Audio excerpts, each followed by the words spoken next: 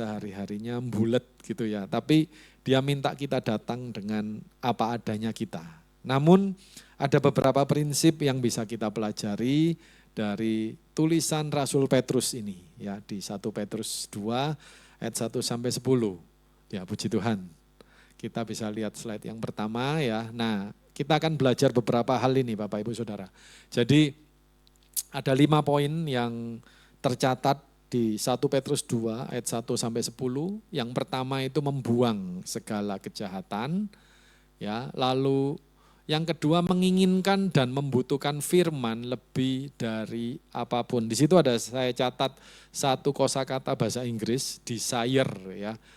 Jadi tulisannya desire ya, desire itu dalam bahasa Inggris terjemahannya tercatat kata ini. Nah, itu artinya menginginkan sesuatu yang dengan begitu luar biasa ya, menginginkan dan bukan hanya menginginkan tapi membutuhkan selalu, membutuhkan ya. Jadi tidak bisa dibendung keinginan dan kebutuhan itu. Nah, itu desire ya.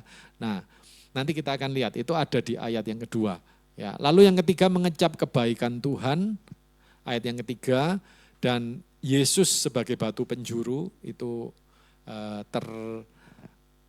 tersirat ya di ayat 4, 6 sampai 7 dan kemudian memiliki identitas yang baru. Nah, Bapak Ibu Saudara, kalau di 1 Petrus 2 ini yang sering dikutip itu yang ayat yang ke-9 ya. Jadi kalau kita sering dengar ayat ini ya, tetapi kamulah bangsa yang terpilih, ya, imamat yang rajani, bangsa yang kudus, umat kepunyaan Allah sendiri. Dan memang ini benar Bapak Ibu Saudara. Ya, ini adalah identitas kita sebagai anak Tuhan.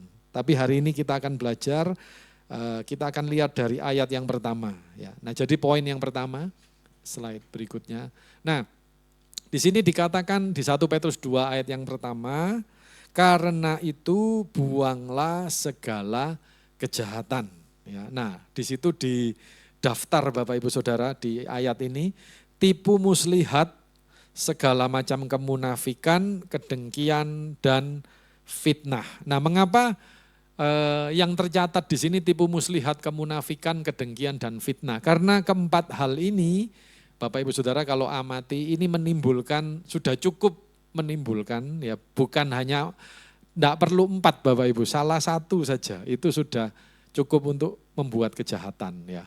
Nah, sehingga Rasul Petrus saya percaya dengan ilham Roh Kudus ini diberikan hikmat oleh Tuhan untuk menyampaikan ini ya. Jadi tipu muslihat, kemunafikan, kedengkian, dan fitnah ini akan menimbulkan berbagai macam kejahatan. Di situ ilustrasinya saya menggunakan gambar, ada, kalau Bapak Ibu perhatikan ada tangan dan satunya ada tangan juga tapi tangannya kukunya habis kena pedicure ya, di pedicure atau manicure ya, jadi hitam gitu. Nah, itu simbol Bapak Ibu, artinya ada orang yang kayaknya berhubungan ya entah itu teman, sahabat ya, bahkan mungkin pasangan ya. Tapi saya percaya di sini kita semua tidak ada yang demikian. Amin. Ya, kita semua memiliki pribadi Kristus dan kita semakin hari semakin mengembangkan sifat-sifat yang sesuai dengan pribadi Kristus. Haleluya. Nah, ilustrasi ini menggambarkan bahwa inilah yang namanya kejahatan. Ya, jadi kayaknya berhubungan tapi isinya itu dengki ya, terus fitnah kalau di belakang ya, kemunafikan dan tipu muslihat. Tipu muslihat itu bukan hanya cuma membohongi Bapak Ibu ya. Ya, kan kita sering dengar ini ya, kisah yang umum kalau anak-anak biasanya dipeseni gini sama orang tuanya ya. Kalau orang tuanya enggak mau ketemu sama seseorang ya, Nak ya atau Dek ya, nanti tolong ya kalau si Bapak A atau Om A atau Tante B ya, atau kalau ada Om Erik ya, nah, nanti tolong katakan ya Papa tidak di rumah. Nah ya itu biasanya seperti itu. Tapi ini tipu muslihatnya bukan seperti itu aja Bapak Ibu, jadi lebih dalam ya.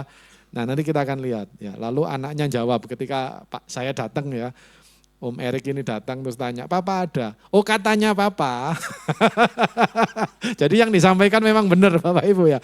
Tapi ada katanya Papa ya. Katanya Papa enggak di rumah. Ya. Ya, tapi tipu muslihat ini lebih dari itu Bapak Ibu ya. Ya. Kalau bisa yang kayak gitu-gitu diusahakan ya tidak dilakukan ya Bapak Ibu ya. Tapi tipu muslihat ini lebih dari itu. Tipu muslihat yang dicatat di sini ini betul-betul sesuatu yang jahat karena memang mau mengambil suatu keuntungan gitu ya. Jadi ngambil satu keuntungan dan benar-benar niat bohongi untuk menguntungkan diri sendiri dan mencelakai orang lain. Nah ini tipu muslihat ya, sama kemunafikan ya. Kalau contoh kemunafikan di Alkitab itu sudah banyak diwakili terutama di Perjanjian Baru oleh orang Farisi ya, walaupun tidak semua, tapi Tuhan Yesus itu sering mengecam orang Farisi secara umum. Ada banyak orang Farisi atau ada sebagian yang memang bertobat dan percaya pada Tuhan Yesus. Tetapi secara umum orang Farisi itu dicap seperti itu ya, imam-imam kepala. Karena apa? Karena mereka menjalankan ibadah mereka ya di luar secara lahiriah. Jadi mereka itu kalau di pasar Bapak Ibu Saudara ya, Bapak Ibu bisa baca di Alkitab ini ada kalau pada jam sembahyang. Jadi orang Yahudi juga memiliki jam-jam doa ya. Nah, ketika jam doa mereka enggak pakai cari tempat tapi langsung di tempat itu. Jadi di pasar gitu atau di tengah jalan dilihat orang langsung sembahyang Bapak Ibu. Wah, orang Yahudi atau orang-orang ya, pada umumnya akan menganggap ini orang yang taat ini ya, yang betul-betul suci, kudus gitu ya. Nah, tapi kelakuan mereka Bapak Ibu Saudara bisa lihat di Alkitab ya. Mulai dari wis macam-macam pokoknya ya, keinginan untuk mencelakakan Tuhan Yesus ya, kemudian cinta uang dan segala macam. Nah, itu namanya kemunafikan. Nah, kemudian kedengkian. Kedengkian ini kalau kita lebih dari jengkel Bapak Ibu, tapi kita betul-betul apa ya, kita menyimpan dendam dan biasanya diawali dari kepahitan dan tidak bisa mengampuni. Nah, ini nanti akan muncul dengki ya. Nah, ini akan menimbulkan kejahatan. Kita baca banyak berita, ada banyak kasus-kasus kejahatan dimulai dari kedengkian. Nah, jangan sampai itu ada di anak-anak Tuhan. Tuhan Yesus mengatakan barang siapa membenci saudaranya, ia sudah menjadi pembunuh. Ya, jadi karena kebencian itu walaupun tidak diwujudkan ya sampai membunuh orang, tapi di mata Tuhan itu sudah seperti membunuh. Ya, sudah dosanya sama dengan membunuh manusia.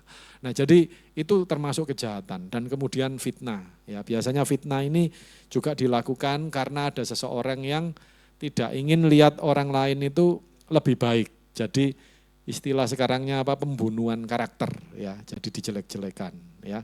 Ada yang mengatakan ya memfitnah itu lebih kejam daripada tidak memfitnah Bapak Ibu. Ya, daripada membunuh, betul ya. Terima kasih ya Cik Ailing ya.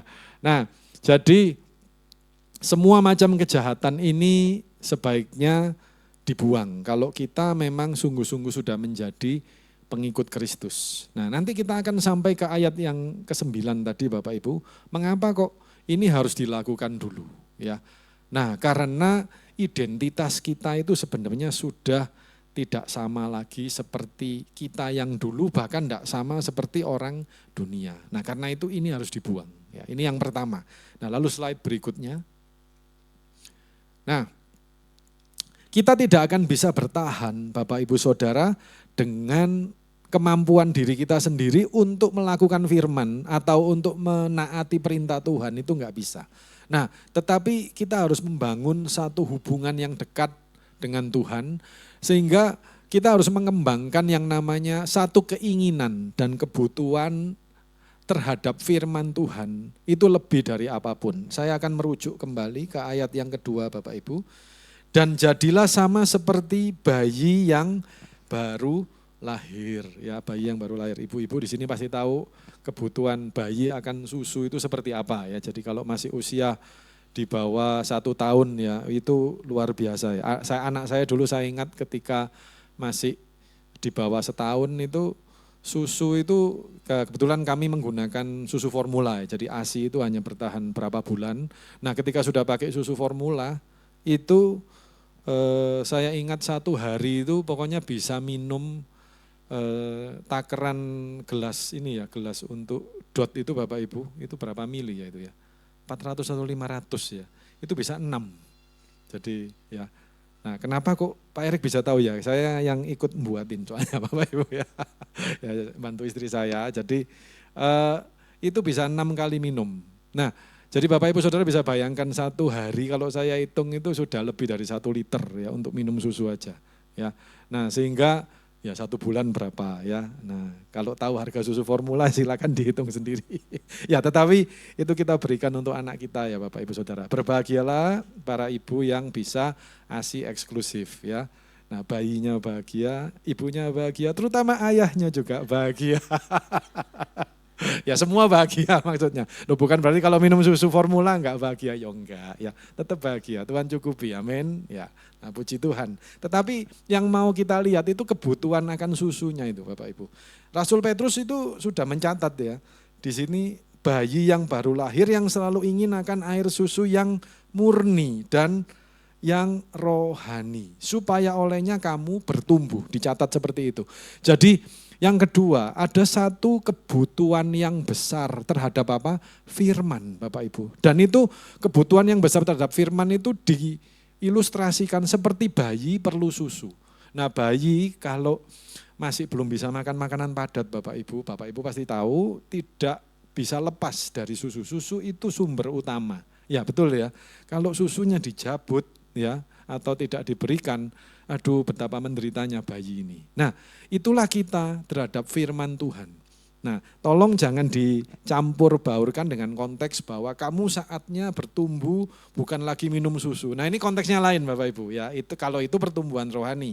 Itu konteksnya kita itu tidak bisa minum makan makanan yang lembek ya, sudah bukan cuma susu tapi harus mulai makanan padat. Ya itu pertumbuhan rohani. Tapi ini konteksnya lain. Ini konteksnya yang digarisbawahi oleh Rasul Petrus itu satu kebutuhan yang besar ya dan satu keinginan yang kuat terhadap firman. Nah, ini disamakan seperti bayi yang baru lahir dengan air susu. Nah, alangkah luar biasanya kalau anak Tuhan itu lebih menginginkan firman dan membutuhkan firman lebih dari apapun. Amin. Nah, lebih daripada prinsip-prinsip kita sendiri Bapak Ibu, lebih daripada pengetahuan kita atau apa yang kita yakini ya di dunia ini. Ya, kita semua punya keyakinan dan itu enggak salah Bapak Ibu. Ini bukan soal agama ya, loh keyakinannya kan Kristen Pak Erik, bukan itu. Tapi keyakinan akan satu kita nyebutnya set of belief, prinsip tertentu. Contoh begini, ada yang yakin bahwa kalau pagi itu harus bangun jam 5 gitu kan ya. Dan itu bagus Bapak Ibu ya, bangun jam 5 pagi, berdoa dulu ya. Nah, kita meyakini hal itu dan kalau itu kita lakukan ya kita punya disiplin ya, kita berdoa dulu, kita punya waktu lebih banyak dengan Tuhan. Nah, kemudian baru melakukan aktivitas yang lain ya. Nah, saya kalau bangun pagi ya itu saya selalu melihat Om Niko ya yang sudah ada duluan ya ayat-ayatnya masuk dulu ya, puji Tuhan itu sangat memberkati atau ada kata-kata motivasi berdasarkan firman Tuhan. Nah tetapi apakah terus yang bangun jam 6 itu juga keyakinannya salah? Ya enggak, itu kan tergantung ritme hidup masing-masing, amin. Ada yang bangun jam 6 ya enggak apa-apa, tetap bisa hidup ya dan hidupnya disiplin ya. Ada yang bangun 6.30 ya enggak masalah, kan tergantung masing-masing Bapak Ibu. Nah jadi kita semua ini punya keyakinan tertentu. Ada yang yakin kalau makan itu harus dihabiskan, enggak boleh piringnya itu kotor ya. Ya dan itu baik ya, yang nyuci piring nanti terbantu Bapak Ibu ya. Enggak susah membersihkan. Nah tetapi kalau yang makan terus enggak bersih juga ya enggak apa-apa. Ada yang ngomong nah, jangan terlalu memperlihatkan kalau kita lapar ya, kasihan tuan rumahnya nanti enggak enak ya, sungkan, dipikir makanannya kurang, nanti mereka yang bingung, jadi disisai sedikit, jadi tuan rumah itu merasa tenang, tamunya sudah kenyang ya. Nah itu namanya set of belief, kita semua punya keyakinan kayak gitu dan tidak ada yang jelek atau yang lebih baik atau yang kurang baik. Saya yakin semua yang kita percayai itu semuanya kalau dilihat konteksnya itu baik. Amin. Nah, tetapi firman Tuhan berkata Bapak Ibu bahwa firman Tuhan itu harus kita ingini dan kita butuhkan lebih daripada keyakinan kita itu. Jadi ada orang yang memperjuangkan keyakinannya itu kadang sampai dibelani ya Bapak Ibu. Dibelani itu apa ya? Ya ya dibelani ya, susah ya cari sinonimnya. Itu sampai bertengkar Bapak Ibu, karena dia merasa itu yang paling benar, ya, yang diyakini orang lain itu kurang pas. Misalkan warna tertentu ya. Nah ini kalau kepanitiaan ya kadang-kadang ya ada yang senang bajunya itu warnanya harus yang ceria gitu. Oh enggak, harus yang agak gelap dikit. Terus cuma gara-gara baju itu bertengkar Bapak Ibunya, jangan sampai ya. Atau dekor ya. Oh satunya kepingin warna yang pastel ya. Satunya warna yang agak iya genjreng gitu ya. Nah, satunya pastel, satunya res oles gitu. Nah, enggak Bapak Ibu. Jadi gara-gara gitu hal-hal yang kita percayai itu bukan sesuatu yang prinsip yang sampai harus dibelani sampai mati-matian. Itu bisa dikompromikan. Tapi firman Tuhan tidak bisa. Amin Bapak Ibu ya. Nah, saya yang harus belajar banyak ini Bapak Ibu. Saya sering kena tegur di bagian ini ya. Jadi saya itu di rumah saya lebih kaku ya Bapak Ibu, termasuk dalam nata barang. Istri saya itu lebih kontemporer, jadi nah, kontemporer itu artinya bagi istri saya, kalau letaknya bumbu misalkan tidak di tempatnya ya variasi sedikit, bumbu itu nanti ya deketnya buku enggak apa-apa gitu kan ya. Nah itu saya yang marah Bapak Ibu, tapi saya belajar hal-hal gini ini enggak boleh ya sampai membuat kita itu melenceng dari firman. Ya, jadi kalau ada bumbu tempatnya di sebelahnya buku atau sebelahnya pensil, ya tinggal dipindah gitu ya. Nah, kalau 2 kali ya enggak apa-apa dipindah, ya 10 kali ya dipindah Bapak Ibu ya enggak apa-apa. Enggak ya. Oh nyindir ya Pak Erik, bukan ya. Artinya hal-hal yang seperti itu bukan hal prinsip ya. Kalau rumah kurang rapi sedikit ya dibantu dirapikan ya.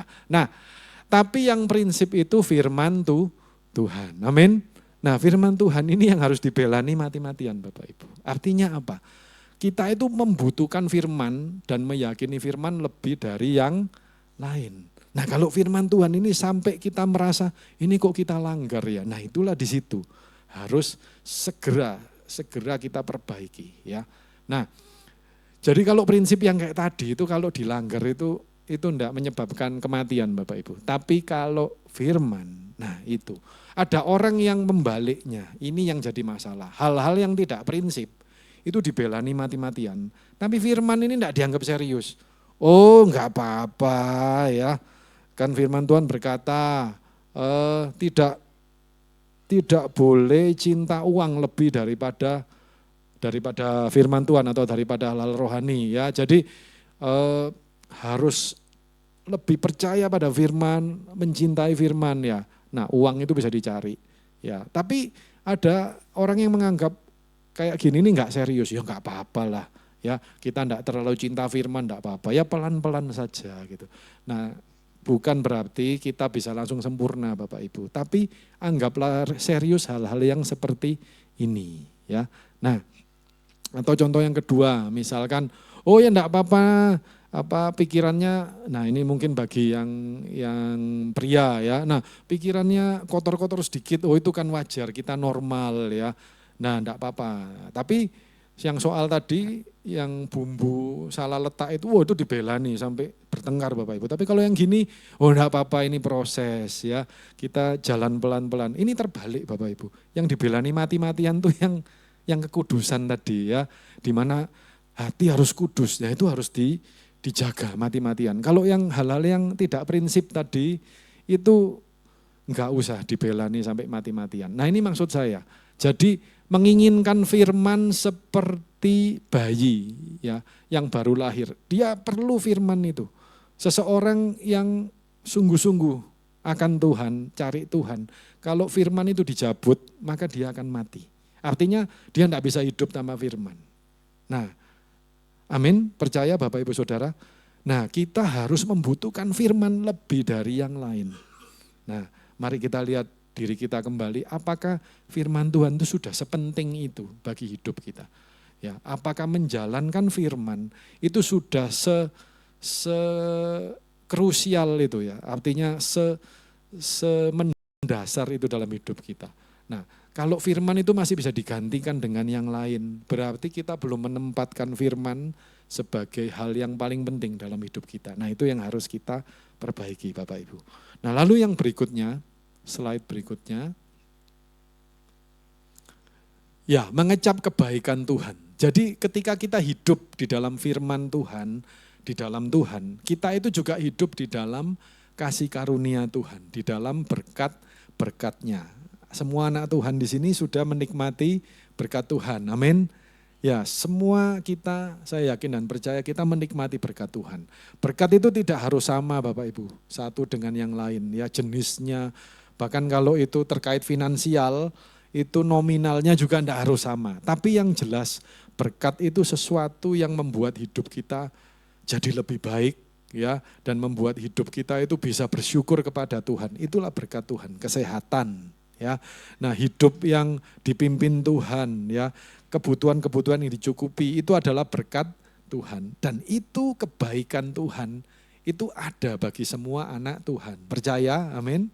Nah, kita akan mengecap kebaikan Tuhan, dan saya yakin percaya kita sedang mengecap kebaikan Tuhan, ya. Nah, lalu yang keempat. Nah, ini yang penting Bapak Ibu mengenai Yesus sebagai batu penjuru, ya. Nah, saya bacakan ayat referensinya, ayat yang keempat dikatakan seperti ini. Dan datanglah kepadanya batu yang hidup itu, yang memang dibuang oleh manusia, tetapi dipilih dan dihormati di hadirat Allah. Ya, lalu ayat 6 dan 7 saya bacakan, sebab ada tertulis dalam kitab suci di perjanjian lama, sesungguhnya aku meletakkan di Sion sebuah batu yang terpilih, sebuah batu penjuru yang mahal, dan siapa yang percaya kepadanya tidak akan dipermalukan. Karena itu bagi kamu yang percaya, ia mahal. Tetapi bagi mereka yang tidak percaya, batu yang telah dibuang oleh tukang-tukang bangunan telah menjadi batu penjuru, tapi juga menjadi batu sentuhan, suatu batu sandungan bagi yang tidak percaya. Nah, yang tidak percaya ini maksudnya begini Bapak Ibu, bukan hanya orang-orang yang tidak beriman yang sama dengan kita, ya. Nah, bagi orang-orang yang tidak memiliki iman dalam Kristus, ya memang seringkali pemberitaan tentang salib, tentang Yesus itu dianggap sebagai kebodohan, ya. Oleh orang Yahudi pun salib itu dianggap sebagai batu sandungan, ya. Dan oleh orang-orang Romawi salib ini kebodohan, ya. Nah, bagi orang-orang yang tidak percaya. Tetapi kita di dalam Tuhan Yesus kita percaya bahwa salib inilah yang menyelamatkan kita dan yang mengubah hidup kita. Jadi bagi orang-orang yang tidak percaya, itu hal-hal terkait Tuhan Yesus, terkait hidup bersama Tuhan itu kayak batu sandungan Bapak Ibu. Jadi membuat mereka itu ya tersandung. Ya, tersandung itu artinya apa? Tidak membuat hidup mereka tambah naik, ya, tapi itu kayak menghambat hidup mereka, membuat hidup mereka itu justru tambah jatuh. Karena apa? Mereka tidak paham. Ya. Nah, jangan sampai ini juga kita alami. Ya. Nah, kenapa kita bisa mengalami itu? Karena belum adanya perubahan di dalam cara kita memandang. Ya.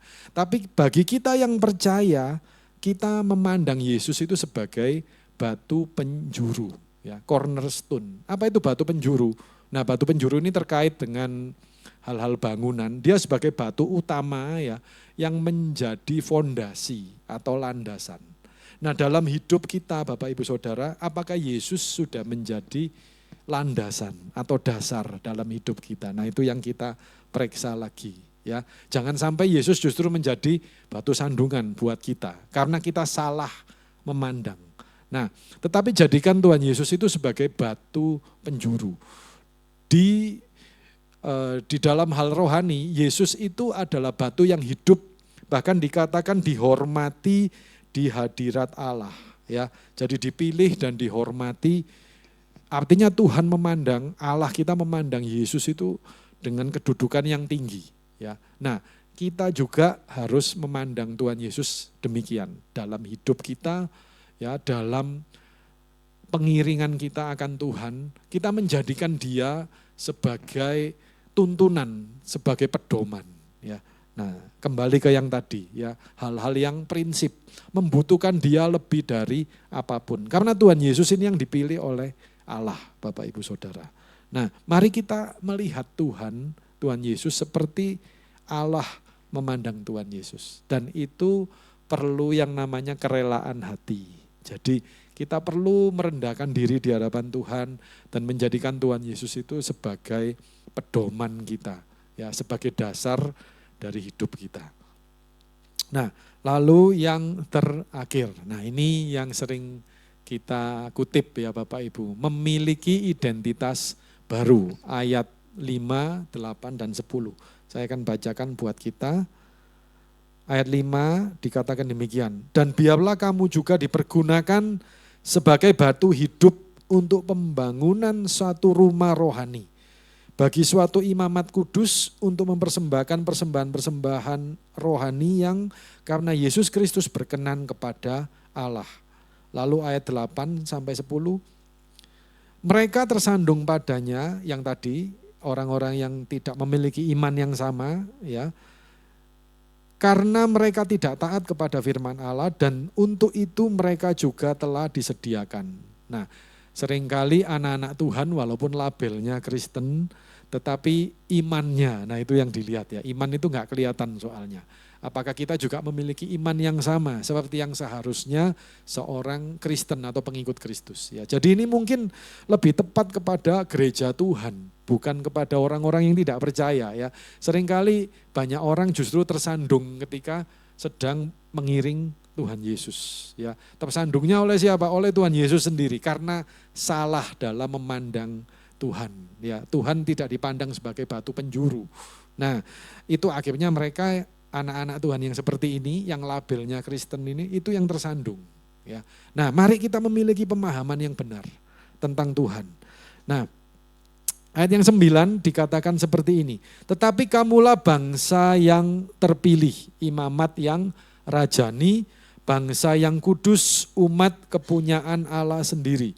Supaya kamu memberitakan perbuatan-perbuatan yang besar dari Dia yang telah memanggil kamu dari kegelapan kepada terangnya yang ajaib.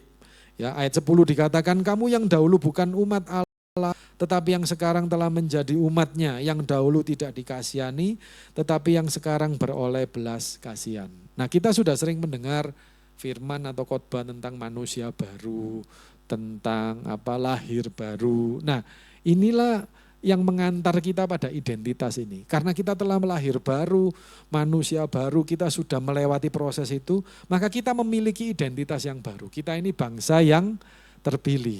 Amin. Kita dipilih Bapak Ibu. Nah, seringkali kalau orang atau satu kelompok atau komunitas yang dipilih itu memang perlakuannya tidak sama ya Bapak Ibu. Saya ambil contoh begini, kalau ada dalam ini hal yang ini ya, yang sekuler ya, bukan hal rohani. Kontes misalkan, kontes kecantikan atau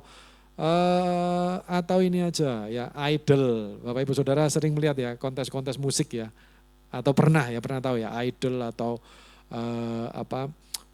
pokoknya yang membuat dari sekian banyak peserta itu nanti tambah lama tambah mengerucut jumlahnya. Nah, mereka itu dipilih Bapak Ibu. Dan seringkali pada event-event seperti ini, mereka yang dipilih itu nanti disendirikan kayak di karantina ya. Nah, itu namanya dipilih, di karantina dan mengalami perlakuan khusus. Perlakuan khusus artinya apa?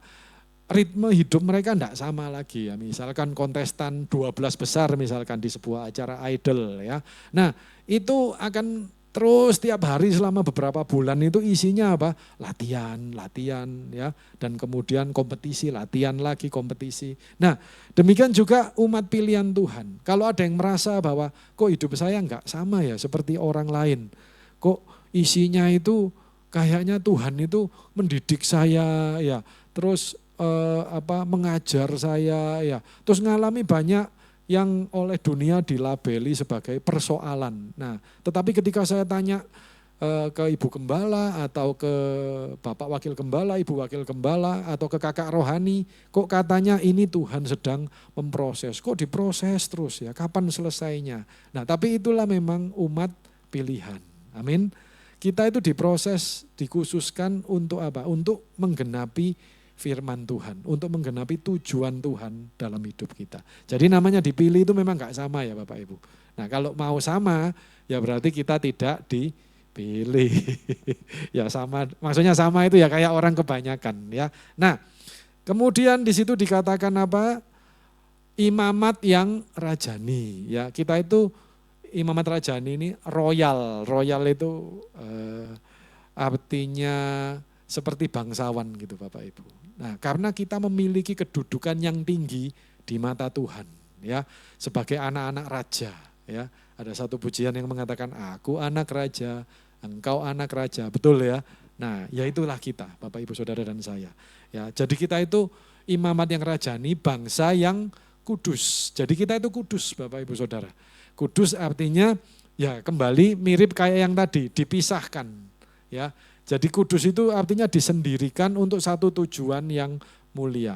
Ada bagian lain dari surat Paulus yang mengatakan, bukankah dalam satu rumah itu ada perabot yang untuk maksud yang mulia dan yang kurang mulia. Nah, ya, maksud yang mulia ini ya dikhususkan, disendirikan. Nah, Bapak Ibu Saudara kalau punya barang-barang mahal, ya, masa letaknya disamakan dengan, ya mohon maaf, dengan peralatan makan? Ternyata enggak ya kecuali ya bahkan kalaupun itu satu set peralatan makan, dulu saya ingat Ibu Gembala pernah cerita ada satu set peralatan makan atau membuat teh kalau nggak salah ya, yang harganya pada zaman sekian puluh tahun lalu itu sampai 3 juta rupiah. Nah saya percaya itu enggak akan ditaruh di rak lemari makan biasa, tapi pasti disendirikan. Itu cuma keluar pada acara-acara khusus, ya. Nah, barang-barang kita yang mahal itu enggak mungkin ditaruh dengan barang-barang yang biasa, ya. Nah, jadi kita itu kudus, kita tidak sama ya dengan orang-orang lain, dengan orang-orang yang tidak kenal Tuhan. Kita itu dikuduskan, disendirikan. Nah, jadi perlakuannya juga beda, Bapak Ibu Saudara. Nah, perlakuannya beda, tuntutannya juga beda. Tuntutan dalam apa? Dalam standar, ya. Nah, standar kita itu firman Tuhan. Seringkali kita menemui kalau firman Tuhan itu kok kayaknya tinggi sekali ya, Pak Erik. Nah, sebenarnya bukan tinggi, tapi ya memang enggak sama, ya. Jadi bukan masalah tinggi atau rendah, tapi enggak sama, Bapak Ibu Saudara, ya. Ya, misalkan firman Tuhan mengatakan, ya, kalau anak Tuhan itu tidak boleh berzina, ya. Terus Tuhan Yesus mengatakan kalau memandang wanita dalam pikirannya saja, ya, itu sudah berzina. Loh kok gawat begini ya, kok susah sekali. Nah, itu bukan soal itu lebih tinggi atau tidak Bapak Ibu, tapi itulah memang firman Tuhan. Artinya Tuhan sudah melihat standar itu sejak di hati kita, di pikiran kita, ya. Nah, sehingga kekudusan itu oleh Tuhan dituntut secara mutlak untuk anak-anak Tuhan. Nah, memang tidak sama. Jadi kalau kita mau jadi anak Tuhan, memang kita harus kudus, ya. Loh, kalau orang-orang kok enake ngomongin orang gitu ya, anak Tuhan kok suruh jaga mulut, suruh jaga perkataan. Nah ya memang, ya itu namanya kekudusan Bapak Ibu Saudara, ya. Nah terus yang bawahnya dikatakan umat kepunyaan Allah sendiri. Kita ini umat kepunyaan Allah sendiri, ya. Nah jadi kita ini milik pribadinya Allah. Saya yakin Bapak Ibu Saudara punya personal belonging ya, barang-barang yang jadi milik pribadi yang tidak ditaruh sembarangan, punya ya Bapak Ibu ya. Nah, seperti itulah kita, ya. Dan barang-barang itu pasti Bapak Ibu Saudara jaga, ya. Kalau sedapat mungkin tidak salah letak atau hilang, ya. Nah, kemudian kita ini orang-orang yang beroleh kasih karunia. Kita telah beroleh belas kasihan. Kita orang-orang yang hidup karena kasih karunia Tuhan. Nah inilah identitas kita. Jadi setiap kali kita merasakan kok hidup ini berat ya, atau kok prosesnya ini saya hampir enggak kuat. Maka Bapak Ibu Saudara lihat kembali siapa kita. Dan kemudian pandang kembali kepada Tuhan Yesus. Ya. Maka kita akan beroleh kekuatan. Bukan karena kita, tapi karena rohnya yang ada diberikan buat kita. Amin. Ya Bapak Ibu Saudara percaya masing-masing kita memiliki roh Allah, nah itulah kita. Ya. Jadi kita ini bangsa yang terpilih, imamat yang rajani, bangsa yang kudus, umat kepunyaan Allah sendiri, dan kita ini beroleh kasih karunia ya dan belas kasihan. Nah inilah kita. Kita dulu bukan umat Allah, sekarang kita sudah jadi umatnya. Ya di ayat 10 dikatakan. Nah kemudian untuk apa? Ya, what's next? Ya, supaya kita bisa memberitakan perbuatan-perbuatan Allah yang besar. Karena lewat hidup kita lah orang-orang bisa melihat ada Tuhan, ya. Oh, ada Allah dalam hidup kita. Ya, jangan sampai orang melihat kita tidak melihat Tuhan, ya, tapi melihat yang lain, ya. Nah, biarlah orang melihat kita bisa memandang kita, memandang Kristus dan menemukan Tuhan dalam hidup kita. Nah, sehingga kita jangan hidup lagi seperti ketika kita masih belum bertobat, ya. Nah, apakah itu berarti proses kita sudah selesai? Belum, Bapak Ibu Saudara. Rasul Paulus mengatakan bahwa kita itu seperti orang yang berlari, ya. Kita berlari supaya kita mencapai tujuan kita, ya, panggilan surgawi dalam Tuhan Yesus Kristus. Nah, ketika kita berlari, kita memandang tujuan kita, yaitu Tuhan Yesus sebagai batu penjuru, sebagai landasan hidup kita, ya. Nah, puji Tuhan Bapak Ibu Saudara, demikian firman Tuhan yang bisa saya sampaikan. Biarlah firman yang sederhana ini jadi kekuatan buat kita semakin hari semakin kuat di dalam Tuhan. Amin. Saling mendoakan, saling menopang, ya. Nah, dalam keadaan apapun tetap pandang Tuhan Yesus, ya. Puji Tuhan, Tuhan Yesus memberkati kita semua.